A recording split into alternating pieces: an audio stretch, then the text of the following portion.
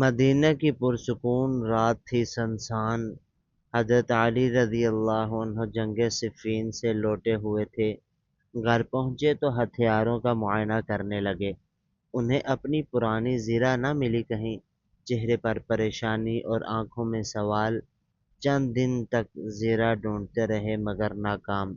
ایک دن بازار میں گزر رہے تھے خاموش۔ اچانک دیکھا ایک یہودی زرہ لیے کھڑا ہے۔ زرہ وہی تھی پرانی خراش کے ساتھ۔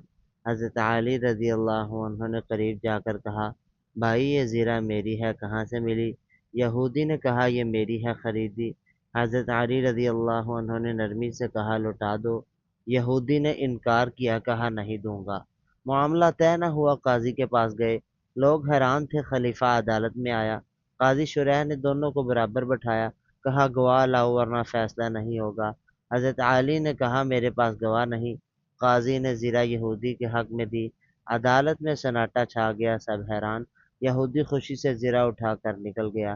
راستے میں رکا، سوچ میں ڈوب گیا۔ ایسا عدل آج تک کبھی نہ دیکھا۔ یہودی واپس آیا، آنکھوں میں آنسو بھرے، کہا گواہی دیتا ہوں اسلام سچا دین ہے۔ زرہ واپس لو اور مجھے قبول کرو۔ حضرت علی مسکرا کر اسے گلے لگایا۔ دربار میں تکبیر کی صدائیں بلند ہوئیں۔ عدل نے ایک دل بدل دیا، ایمان ملا۔